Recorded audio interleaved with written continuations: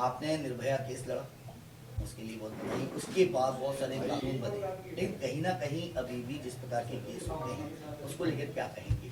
देखिए, सबसे पहले तो आप सभी मीडिया बंधुओं को मेरा सादर आभार, धन्यवाद कि आप लोग हमसे बात करने के लिए यहाँ पर आए। देखिए, निर्भया केस के बाद मैं बता देती हूँ, कानून आईपीसी में बदलाव हुआ, संशोधन हुआ, सीआरपीसी में संशोधन हुआ, जुवेनाइल जस्टिस एक्ट में संशोधन हुआ, बर्मा कमेटी की रिकमेंडेशंस आए। लेकिन क्या है कि अगर कानून का इम्प्लीमेंटेशन नहीं है, उसका प्रवर्तन नहीं है, उसको आप लागू कैसे करवाएंगे, वो आपके पास व्यवस्था नहीं है, वो आपके पास इच्छा शक्ति नहीं है, तो आपको रिजल्ट ग्राउंड पर नहीं दिखेगा। इसीलिए निर्भया के साथ क्राइम होने के बाद, इतने कानून बनने के बाद, आज भी अपराध बेटियों के खिलाफ नहीं रुके। इसका एग्जाम्पल हाथरस में आपने देखा, गैंग रेप किया गया, बिटिया का मर्डर कर दिया, और उत्तर प्रदेश सरकार वहाँ पर पूरी तरीके से निरंकुशता से उस बेटी को जलवा रही है। ऐसे मेरे पास मैं हजारों बेटियों के केसेस हैंडल कर रही हूँ, और सारे केसेस में एक ही चीज़ मुझे देखने को मिलती है, सिस्टम की निष्क्रियता और साथ ही समाज का स्ट्रक्चर। एक तो है कानूनी व्यवस्था, लॉ एंड ऑर्डर, जिसको इम्प्लीमेंट कानून का अगर करवाएंगे तो लोगों में डर पैदा होगा कि 6 महीने में सज़ा हो जाएगी, 2 महीने में हो जाएगी। लेकिन ऐसा नहीं होता है, 7, 8, 10 साल, 15 साल भी लगते हैं।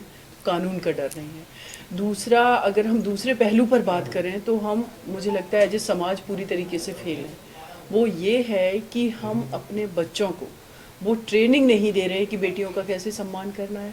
हम अपने बेटों को वो संस्कार नहीं दे रहे हैं कि जो भी बेटी स्कूल जा रही है, कॉलेज जा रही है, ऑफिस में काम कर रही है, वो बेटी भी किसी के घर की सदस्य है और इस देश का हिस्सा है। वो भी पढ़ कर के आगे बढ़ के, अगर उसके साथ अपराध ना हुआ, इस देश में भागीदारी दे सकती है। हम ये अपने बच्चों को, लड़कों को नहीं सिखा रहे, संस्कार नहीं दे रहे, क्योंकि जो बेटा क्राइम कर रहा है वो किसी ना किसी घर का सदस्य है, तो वहाँ वो संस्कार डेवलप नहीं है, इसीलिए तो वो किसी भी बेटी के साथ क्राइम कर रहा है। तो इस सामाजिक जो स्ट्रक्चर है ताना माना, इसमें बदलाव, अवेयरनेस और मानसिकता का बदलाव बहुत जरूरी है। उसमें किस प्रकार की आपको तैयारियां और किस प्रकार की बहुत सारी परेशानियों का सामना करना पड़ा होगा जो आज तक आपको?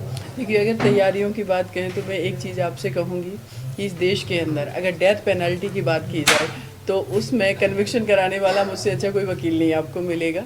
मैंने सिर्फ भारत का ही नहीं, मैंने अमेरिका, लंदन से लेकर के हमारा जो इंटरनेशनल कोर्ट ऑफ जस्टिस में क्या प्रोविज़न है, मानवाधिकार क्या कहते हैं, सारी चीज़ों को मैंने रिसर्च कर लिया निर्भया केस में। उस लेवल पे मैं पहुंची, तो नो डाउट बहुत ही माइन्यूट तरीके से हमने स्टडी की, तब जा कर के हैंगिंग करा पाई। क्योंकि इंडिया में निर्भया केस से पहले किसी भी केस में 4 लोगों को एक साथ फांसी की सज़ा नहीं हुई, और ऐसा मेरा मानना है कि आगे आने वाले भविष्य में भी नहीं होगी। आतंकवादियों को हुई थी। और एक और चीज़, हमारी कंट्री में जो प्रावधान है वो ड्यू प्रोसेस ऑफ लॉ का प्रावधान है, प्रोसीजर इस्टेब्लिश बाय लॉ ने, कि जो कानून कहता है, और कानून की प्रक्रिया ये है कि कोई व्यक्ति जिसको फांसी की सज़ा district court, high court, supreme court में एसएलपी, रिव्यू पिटीशन और curative petition, then after president of India, उसके बाद 32 में जो है फिर से पिटीशन, रिव्यू पिटीशन, ये सारे प्रोसीजर से गुजरने के बाद भी ये प्रोविज़न है कि लास्ट ब्रीथ तक उस व्यक्ति को सुना जाएगा। जब तक उसको फांसी पर नहीं टांग दिया जाता, तब तक भी अगर कोई कानून उसके फेवर में है तो उसको अधिकार है कोर्ट जाने का, अपने बचाव रखने। तो आप समझिए कि 4 एक्यूज्ड थे, और आप सभी ने, पूरे देश ने देखा कि 3 महीने तक सिर्फ फांसी टलती रही। तो आसान नहीं थी ये लड़ाई, बहुत मुश्किल थी।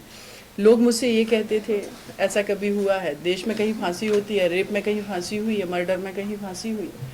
आतंकवादियों को हुई है बस, उसमें एक धनंजय चटर्जी को 2004 में हुई थी, उसके अलावा भारत में नहीं हुआ। एक रंगा बिल्ला जो बहुत पहले, उसके अलावा नहीं हुआ। ये नामुमकिन है। मेरा ये मानना था कि हमारा संविधान कहता है सज़ा आपने सुनाई है, उनके पास कोई ग्राउंड नहीं है, तो आप क्यों नहीं एग्जीक्यूट करेंगे?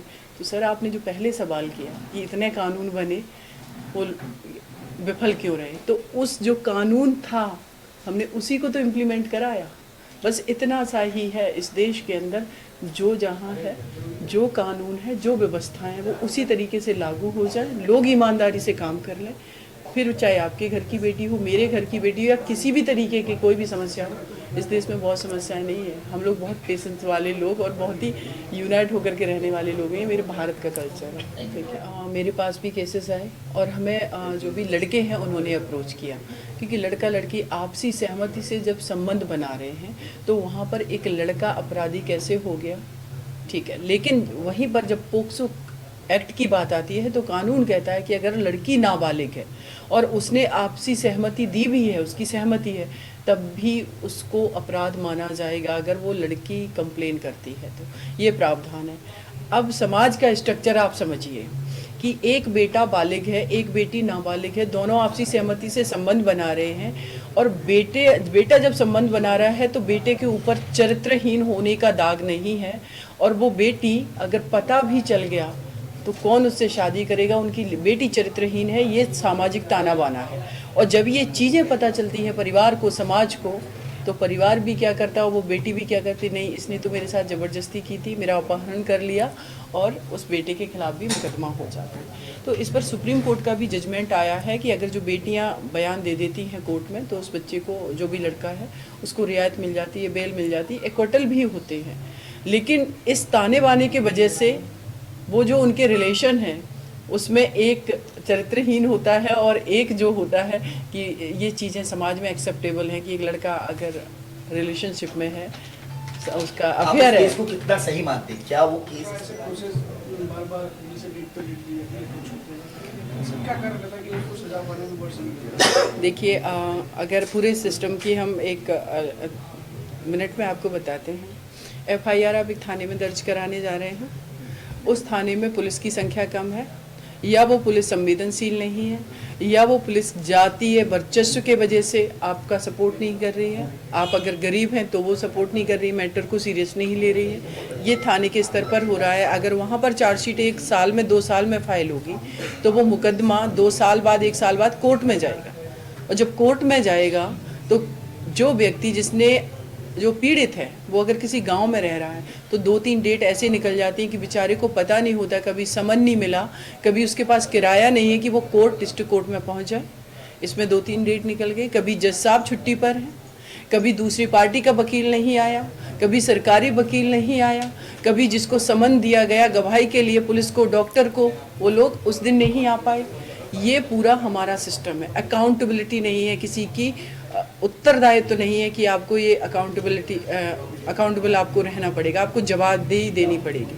उसके बाद ये सारा चीज़ प्रोसीजर चला। डिस्ट्रिक्ट कोर्ट से अगर 4, 5, 10 साल में डिसाइड भी हो गया, हाई कोर्ट में गए, हाई कोर्ट में बहुत केस पेंडिंग है, वहाँ पर टाइम लगा 4-5 साल। फिर सुप्रीम कोर्ट में गए, सुप्रीम कोर्ट में तो लिस्टिंग में 1-1 साल लग जाता है मैटर का। तो निर्णय तो बात की बात है, और जब भी सुप्रीम कोर्ट में कोई चीफ जस्टिस बनता है कहता है मैटर को जल्दी लिस्ट कराना चाहिए। तो ये पूरा सिस्टम आप ही ने लोगों ने बनाया हुआ है, ये पूरा सिस्टम का पार्ट है। तो सिस्टम की निष्क्रियता है, ये सब एक्टिव हो जाएगा तो 6 महीने में भी आप सजा करा सकते हो। देखिए, मध्य प्रदेश वासियों को मैं यही मैसेज देना चाहती हूँ कि आप सब लोग एकजुट हो जाइए। अगर मध्य प्रदेश में भी निर्भया जैसे क्राइम हो रहे हैं तो ये रिस्पॉन्सिबिलिटी हर जाति धर्म के व्यक्ति की है, हर वर्ग के व्यक्ति की है, हर भाई की, हर उस पिता की, हर बहन की, हर माँ की है कि अपने घर की बेटी जैसा हर घर की बेटी को समझे। बेटों को भी निर्दोष ना फंसाया जाए, इस तरीके का हम लोग अपना माइंडसेट डेवलप करें, ये बहुत आवश्यक है। और साथ ही साथ भोपाल में ये जो आयोजन किया गया यहाँ कुशवाहा प्रांतीय महासभा द्वारा, जिसके प्रदेश अध्यक्ष योगेश मान सिंह कुशवाहा भाई साहब हैं, और इनकी पूरी टीम ने जिस तरीके से यहाँ काम किया, और कल के हमारे कार्यक्रम का जो भी आयोजन हुआ उसमें हम लोगों ने महिला मुद्दे पर भी चर्चा की है। और मैं पूरी उम्मीद करती हूँ कि ये योगेश कुशवाहा भाई साहब, इनकी पूरी टीम और मध्य प्रदेश के जितने भी समाज के भाई हैं, उन सबसे मेरा हाथ जोड़ करके अनुरोध है, अपनी बेटियों के लिए खड़े रहिए, प्रोग्रेसिव माइंड से काम करिए, अपनी बेटियों को सुरक्षा दीजिए। और क्योंकि मध्य प्रदेश अभी NCRB का जो डेटा आया उसमें पोक्सो एक्ट के सबसे ज़्यादा मैटर हो रहे हैं। पर डे 4 नाबालिग बच्चियों के साथ क्राइम हो रहा है। ये हमारे देश में पहले नंबर पर मध्य प्रदेश बना हुआ। अब सोचिए, हम अपनी छोटी बच्चियों को नहीं बचा पा रहे, कैसे हमारी बेटियां आगे बढ़ेंगी, बाहर निकलेंगी। और हम सभी ने देखा कि ओलंपिक गेम हो या कोई से भी गेम हो, यूपीएससी देख लीजिए, आईएएस में टॉप 10 में अगर हमारे लड़के टॉप कर रहे हैं तो उसमें कम से कम हमारी 5 बेटियां हैं। वो बेटी आपके हमारे घर की, और वो बेटी भी हो सकती है जिसके साथ रेप जैसी घटनाएं हो सकती, वो भी तो आईएएस बन सकती थी। तो हम अपने देश के इस एनर्जी को, इस टैलेंट को सिक्योरिटी नहीं दे पा रहे, उनको सेफ नहीं कर पा रहे हैं। तो ये हमारे पूरे देश का नेशनल इशू है, ये सिर्फ महिला मुद्दा नहीं है, ये पूरे देश के समाज का एक मुद्दा है, एक सामाजिक बुराई है। इसको ख़त्म करना हम सबकी जिम्मेदारी है। मध्य प्रदेश के सभी भाइयों से मेरी यही प्रार्थना है कि आप लोग मिलकर के, एकजुट होकर के अपनी बेटियों को सुरक्षित करें, उनके लिए काम करें। धन्यवाद आप सभी का।